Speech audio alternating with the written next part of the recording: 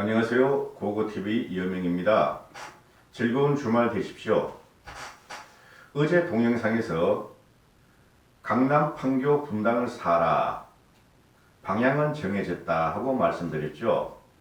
어제 동영상이 전체적으로 한번 말씀을 드렸는데요. 사람들이 의심을 할 겁니다. 저런 말은 누구든지 할 수 있다. 물론 오늘 제 방송도 의심을 할 수 있습니다. 그래서 제가 왜 강남 아파트가 좋고 사야 되는지 몇 가지를 뽑았습니다. 그래서 오늘 구체적으로 몇 가지를 말씀드릴게요. 여담으로 제가 제 아파트를 관리하는 부동산 중개 사무업소를 한 두세 달에 한 번씩은 갑니다. 가서 지금 상황이 어떠냐, 어떻게 움직이느냐 그러면은 그 사장님이 하시는 말씀이 죽겠어요. 임대료도 못 내요. 막 이러고 있어요. 9.13 대책 이후로 싹 죽었어요. 그래요. 그래. 제가 그때마다 그랬으면 9.13 대책 이게 지금 문재인이가 위에서 대못질 망치로 두드리는데 한 1년쯤 있으면은 내년 가을쯤 되면은 반등할 거다 제가 말씀을 드렸어요. 2, 3개월 전까지도 그랬습니다. 믿지를 않더라고요. 그럴 리가 있나. 문재인은 공산주의자이기 때문에 절대 자기가 퇴임할 때까지 부동산 규제를 풀지 않을 것이다. 이렇게 말을 하더라고요. 좀 기다려봐라. 올 가을쯤이면 반등 시도가 있고 매물도 어느 정도 소진이 될 것이다. 그럼 먹고 살만할 거다 하고 말씀을 드렸었거든요. 믿질 않더라고요. 지금 현재 9.13 대책, 작년에 9.13 대책 이후에 한 10개월이 됐습니다. 그죠? 9개월, 10개월. 근데 급매물은 다 소화되고 오히려 강남이나 용산 일부는 작년 9.13 대책보다 집값이 몇 억씩 더 오르고 있죠. 그죠? 이게 언론에서는 급매물이 소진되고 일부 돈 많은 사람들이 샀다 뿐이지 이게 상승은 아닐 것이다 이렇게 보고 있는데요. 저는 그렇게 보지 않습니다. 부자들은 제가 말씀드렸죠. 부자들은 이때까지 경험과 생활로 인한 몸에 체득된 경험으로 베팅할 때는 확실하게, 그죠? 손절할 때는 확실하게 한다 그랬습니다. 손절을 적시적으로 합니다.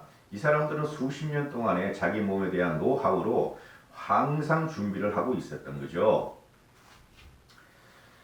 제가 말씀을 드리겠습니다. 이제 강남 아파트를 집착하는 이유, 간단히 6개를 뽑아봤습니다. 첫 번째는 군집성입니다. 군집성. 저는 이것을 가장 중요시합니다.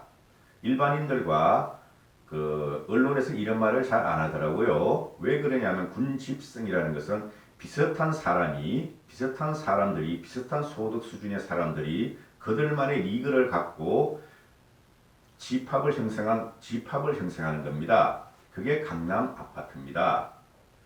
그죠?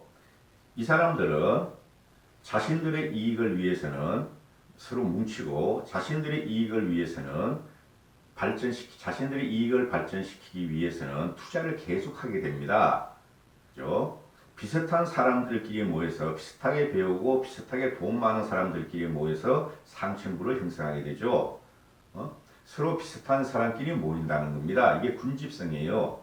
한남이나 용산이나 평창동 이런 데도 있는데요. 거기는 단지도 좁고 수백 명뿐이 안 되죠. 그런 데가 수천 명 정도 기껏해야. 그런데 강남은 수십만 명의 상층부들이 모여서 자기들만의 군집성을 이루고 있는 곳이죠. 그래서 부를 갖다가 아주 차별화시키는 것이죠. 이 사람들은 미국의 할리우드 같은 거를 미국의 비버리 힐스를 생각해 보시면 될 겁니다.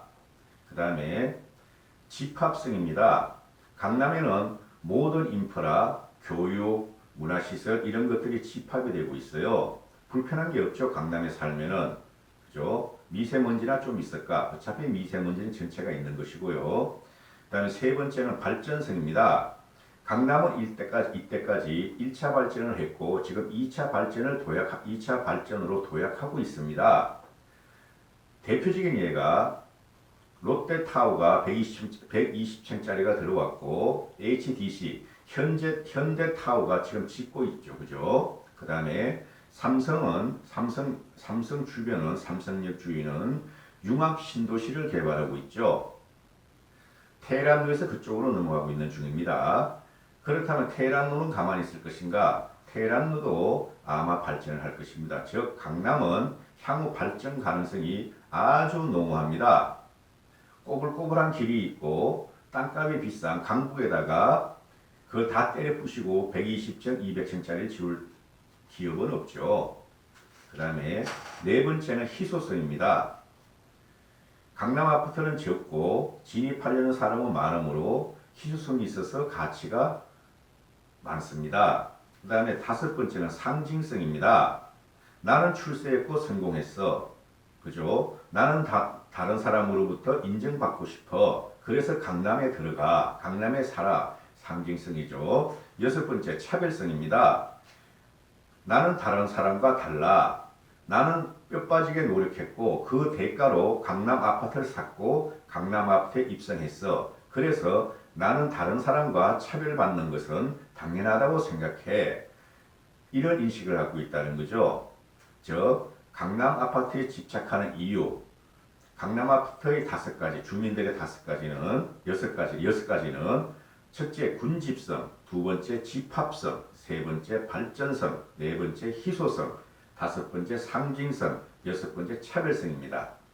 자, 그러면 왜 지금 강남 아파트를 사야 되는가? 강남 아파트를 살 돈이 부족하면은 왜 분당 신도시를 사야 되는가? 방향성은 왜 정해졌는가? 이것도 여섯 가지만 축약해서 말씀드리겠습니다. 첫째는 문재인의 정책 실패입니다. 문재인은 반기업, 반자본, 반시장, 반부자 정책을 2년 동안 줄기차게 펴왔죠. 일부는 사회주의라 그러지만 저는 공산주의로 보고 있습니다. 부동산을 잡기 위해서 금리를 올리고, 그때 올릴 사항도 아니었어요. 부동산을 잡기 위해서 금리를 올리고 대출을 옥죄고, 중산층들은 대출을 갖다가 막아버리는 바람에 아파트를 살 수가 없었어요. 집도 살 수가 없어요. 그러니까 2년 동안, 1년 동안 사람들이 숨지고 있다가 굉장히 불편해졌죠. 중산층들은 집을 살 수도 없고, 그죠? 전세 월세 살으라고 했으니까. 그 과정을 보고 있던 자본자산가들은 문재인의 정책이 이제 실패를 넘어 재앙으로 가고 있다는 걸 알고 있었죠. 국민들이 지지를 하지 않을 것이다. 앞으로 더 나올 정책도 없다. 솔직히 그렇습니다. 문재인이 부동산을 잡거나 경제를 부흥시키는, 경제를 갖다 성장시키는 정책은 나올 게 없습니다. 앞으로 보시면 압니다. 첫 번째는 문재인의 정책 실패였죠. 두 번째는 다 아시는 바와 같이 수요는 증가하는데 공급이 부족합니다. 강남 지역은 특히요. 지방은 뭐 공급이 넘쳐나. 근데 공급 부족과 수요 부족입니다. 수요 증가입니다. 앞으로 2, 3년 후에는 강남 아파트는 물론 서울 아파트가 많이 부족하게 됩니다. 그동안 규제로 인해 가지고 아파트를 못 짓게 해가지고요. 세 번째는 금리 인하입니다. 요새는 이 금리 인하가 그 시장에 미치는 영향이 크지 않더라고요. 고정 경제학하고 완전히 따로 움직이더라고요. 하여튼 금리 인하는 부동산의 호재입니다. 네 번째, 시중 유동자금의 움직임입니다. 시중 유동자금이 1100조라 하는데요. 1100조 중에 100조만 움직인다고 생각하십시오. 100조가 움직이면은 강남 아파트는 개벽이 일어납니다. 너도 나도 산다고 달려들게 될 겁니다. 이 시중 유동자금은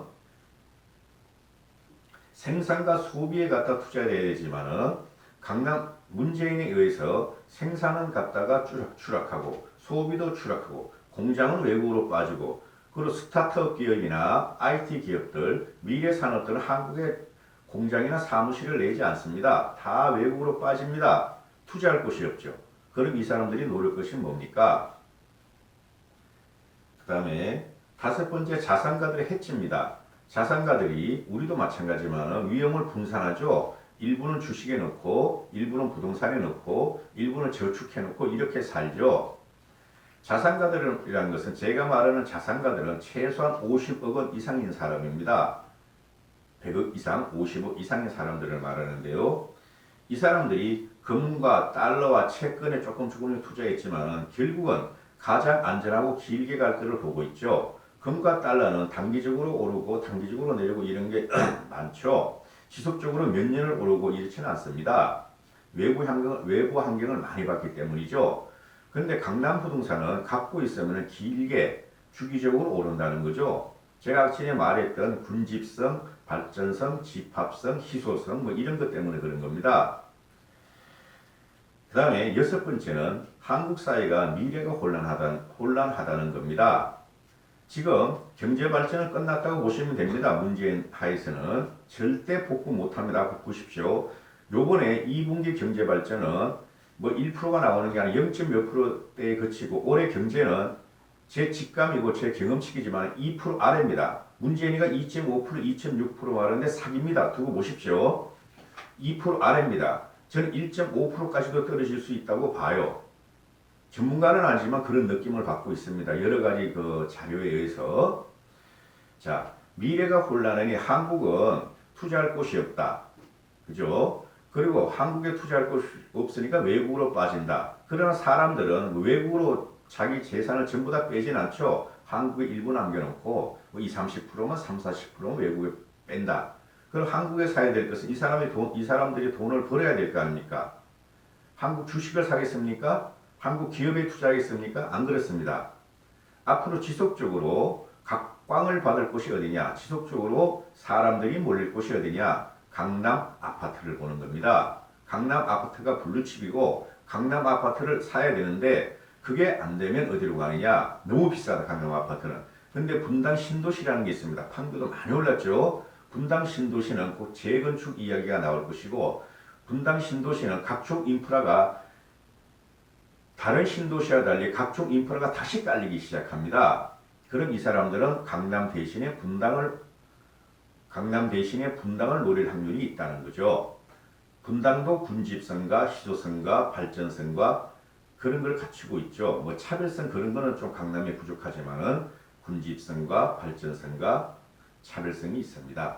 군집성과 발전성과 집합성 같은 분당 신도시 주민들도 갖고 있는 거죠. 이까지 하겠습니다. 다음 동영상에서 뵙겠습니다. 감사합니다. 여명이었습니다. 구독과 시청 좀 눌러주십시오.